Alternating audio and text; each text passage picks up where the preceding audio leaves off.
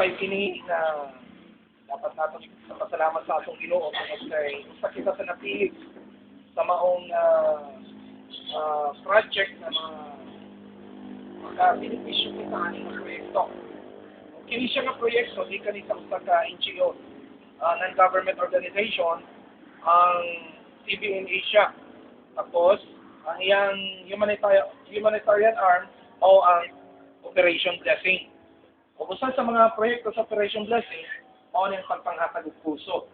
O salamat nga ang atong mga nakontak diri mga pastor tungod kay ang Operation Blessing usa siya ka religious organization na nagapangita og katabangan. O usa sa siya nga proyekto nga katambayayong ang barangay.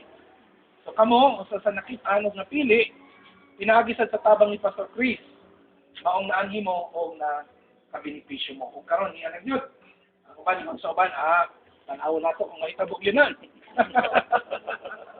Karon sa maya pagkasot karon. Ay niya naman yun. Ay ako na yun. Ang duha kaniya dito nagsugod na sila kay buntag mi dito groundbreaking. So karon makasugod na sila karon.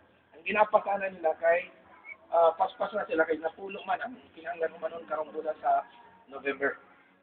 So lang sa atong pagsugod, ang iyong bukamo sa pagtindog, o si Pastor Chris, si patong coordinator ni Ray, mao'y magaling sa ato sa prayer, sa atong opening prayer. Pag-ibot ang atong